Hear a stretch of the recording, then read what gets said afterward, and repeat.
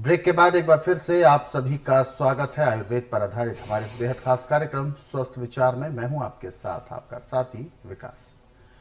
आरोग्यम परम सुखम, ये केवल एक श्लोक नहीं है, बल्कि हमारे जीवन में चरितार्थ करने के लिए ये एक ऐसा वाक्य है जो कि हमारे जीवन की दशा और दिशा दोनों को परिवर्तित करने में सक्षम भूमिका निभाता है। यदि हम ध्यान दें कि हमें आरोग्य रहना है, यदि हम एक मिशन सेट करें, अपना गोल सेट करें कि हमें आरोग्यता की तरफ ध्यान देना है और शरीर में एक भी रोग नहीं होना चाहिए, इसके लिए हमें जो भी भरसक प्रयास करने होंगे हम करेंगे। यदि इस तन्मयता के साथ आप तैयार होते हैं तो यकीन माने रोग आपको छू भी नहीं सकता। रोग केवल और केवल उसी व्यक्ति को होते हैं जो लापरवाही करता है, जो अपने जीवन में सुख साधनों की तरफ ज्यादा भागता है, परिश्रम की ओर कम ध्यान देता है। तो ऐसे में रोग होना लाजमी होते हैं। लेकिन हमारे इस कार्यक्रम का उद्देश्य है कि आप परिश्रम और समय को व्यवस्थित करके एक ऐसी दिनचर्या बनाएं जिसमें आपका परिश्रम भी हो जाए, आपके नियम परहेज भी पूरे हो जाए और जो आपके दिन भर के जो कार्य हैं वो भी आप ऊर्जावान तरीके से कर सकें। एक दूसरे के साथ ये सारी सामंजस्य आपको बिठाना है और वो तरीका क्या है वो इस कार्यक्रम में आपको बताया जाता है। इसीलिए हम आप सभी से अनुरोध भी करते हैं कि जब भी आप इस कार्यक्रम को देखने बैठे तो कॉपी और पेन लेकर जरूर बैठा करें। जो भी नुस्खे उपचार आपको बताए जाए उनको आप लिख जरूर लें। आगे बढ़ते हैं और शुरू करते हैं आज के मुख्य विषय पर चर्चा।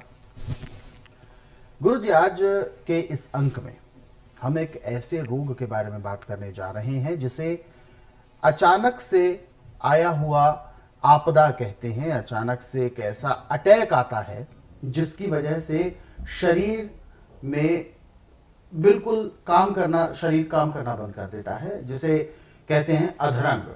कई लोक भाषाओं में उसको फालिस भी कहा जाता है कि फालिस आ गई शरीर में। शरीर काम करना बंद कर देता है, बिल्कुल लाचार हो जाता है शरीर। और ऐसे में देखा भी जाता है कि कई वर्षों तक व्यक्ति का शरीर काम ही नहीं करता। तो क्या है ये रोग, क्यों होता है और इसकी वजह क्या है? देखिए, अधरंग का रोग 40 से 45 साल की अवस्था से हो जाता है। ये हमारे गलत खान पान की सजा है। अच्छा। जब हम समय पे खाते नहीं हैं और ठीक ढंग से नहीं खाते हैं तो पाचन शक्ति पूरा काम नहीं करती। जिस हिस्से में खून की कमी पड़ गई वो हिस्सा शून्य हो जाता है और ये बाईं साइड होता है ज्यादा। अच्छा। क्योंकि हमारा दिल भी बाईं साइड है। बाईं साइड है और पखाने के अंत भी बाईं साइड है। अच्छा। पखाने के अंत के अंदर जब गैस रुकेगी तो उस साइड से जिस नसों में खून की सप्लाई जाती है वो सिकुड़ जाती है, वो सिकुड़ जाती है, दब जाती है जी। और वो हिस्सा शून्य हो जाता है। और आज पूरे संसार के अंदर मेडिकल साइंस में इसका बिल्कुल भी किसी किस्म का उपचार नहीं है। और स्वस्थ उपचार में इसका उपचार ऐसे जैसे दूध में से मक्खी निकालना। इसके लिए शीर्ष एक किस्म का अमृत है। सुन अंगों को चेतना लाने के लिए, जमे हुए खून को पकड़ा के तेजी से चलाने के लिए ये एक किस्म का रामबाण है। इसका जो आपने छाल का चूर्ण बना रखा है 3 ग्राम की मात्रा में, सुबह 3 ग्राम की मात्रा में शाम को देना है। देना गाय के दूध से। और 2 बार इसके साथ सौंठ गाय के घी में भून करके और उसमें 15-20 ग्राम मूंगफली मिला के मिठाई के रूप में बन जो खाने को देनी है तो इसका खून का दौरा बड़ी तेजी से चलता है। और जो इसके बीज होते हैं, इसके तेल की मालिश करने से जो अंग सिकुड़ चुका है वो ऐसे खुल जाता है जैसे रेते पे पानी डाल के रेते में नमी आती, पानी को बह नहीं देता, रेता चूस लेता है, ऐसे अंग उसको चूस के खुल जाते हैं। जी, यहाँ पर गुरुजी मैं एक बात आपसे और पूछना चाहूंगा और उसी बात को रिमाइंड करवाना चाहूंगा जो हमारे दर्शक अभी हमारे साथ जुड़े हैं। छाल के चूर्ण का आपने जिक्र किया था, क्या है छाल का चूर्ण? हालांकि पिछले कार्यक्रम में बताया है, लेकिन वो दर्शक जो अभी जुड़े हैं उनके लिए आप बताएं। देखिए, शीश का पेड़ एक ऐसा पेड़ है जब ये 10 साल से ऊपर होता है तो इसकी तने की टहनों की छाल जो है, जो पुरानी होती जाती है, फैलता जाता है और छाल फटती जाती है। और ये 1.5-2 इंच चौड़ी और 4 से 5-6 इंच तक लंबी भी होती है। तो जो छाल फट चुकी है उसमें चाकू या किसी किसी को लोहे की लगाने की जरूरत नहीं है, आप हाथ से खींच के ऐसे निकाल सकते हैं, निकल जाती है। फिर इसको पानी से धो लें, इसमें मिट्टी ना होनी चाहिए बिल्कुल भी। फिर इसको छाया में बर्तन में डाल के पतला कपड़ा ऊपर रख दें। जब ये सूख जाए बिल्कुल तो कूट के इसका पाउडर बनाए, वो पाउडर काम करता है। और यदि इसको धूप में सुखाते हैं तो इसके अंदर जो ताकत है वो धूप में उड़ जाती है, फिर उसका लाभ नहीं होता। अच्छा, तो हर एक चीज के लेने का, बनाने का तरीका है। अब इसके बीजों का जो तेल होता है, जो अंग बिल्कुल जाम हो चुका है, 15 मिनट तक वहां पे मालिश करते हैं और उसमें 5 से 10 ग्राम तेल रच जाता है तो अंग उसी टाइम ऐसे खुल जाता है जैसे कोई भी बेल होती है, उसको जितना मर्जी इकट्ठा कर लो फिर सीधे की सीधी हो जाती है। ऐसे अंग सिकुड़ा हुआ भी बिल्कुल मुलायम हो जाता है। इसके तेल के अंदर के गुण है।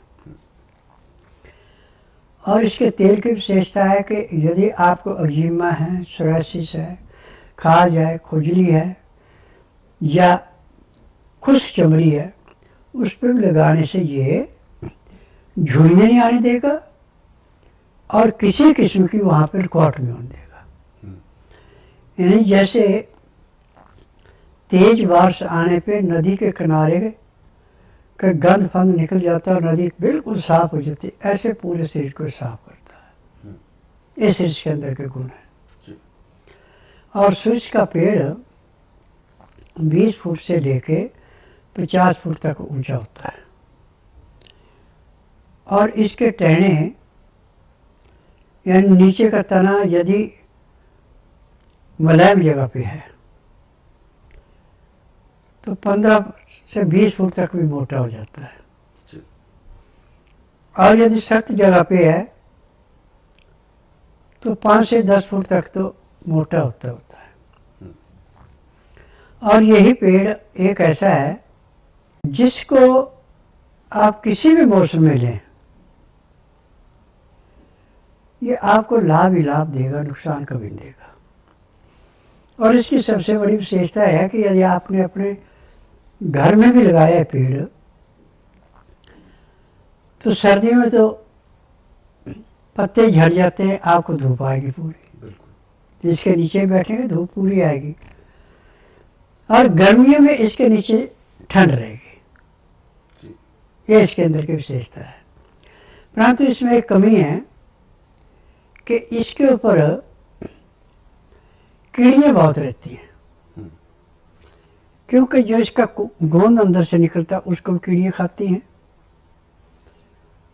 और इसके अंदर जब ये छाल फट जाती है तो उनको अपना एक किस्म का घोंसला मिल जाता है, घर मिल जाता है। हाँ जी। तो दर्शकों, ये हम सभी के लिए जानना बहुत जरूरी है कि शीश के पेड़ का प्रयोग हम अपने दैनिक दिनचर्या में कैसे कर सकते हैं। बहुत आसान तरीके हैं, जैसा कि गुरुजी ने बताया, छाल का हमें प्रयोग बहुत लाभ देता है। पिछले भी कई अंकों में बताया गया है कि छाल से और भी उसके जो अन्य अवयव होते हैं उससे हम अपने चेहरे की सौंदर्यता को और ज्यादा चार चांद लगा सकते हैं। तो ऐसे में ये पेड़ हमारे लिए बहुत ही उत्तम है और जिससे कि हमें गुण मिलते हैं और औषधियां मिलती हैं और इसका प्रयोग हमें करना चाहिए।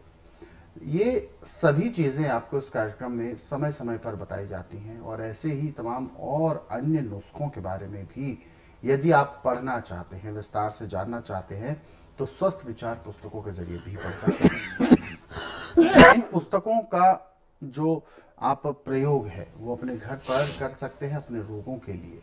छोटे से छोटा रोग हो, चाहे किसी भी तरीके की परेशानी शारीरिक तौर पर आपको आ रही हो, पुस्तकें आपके घर पर हैं तो ये समझें कि इन पुस्तकों के रूप में एक वैद्य 24 घंटे आपके साथ आपके घर में उपलब्ध है।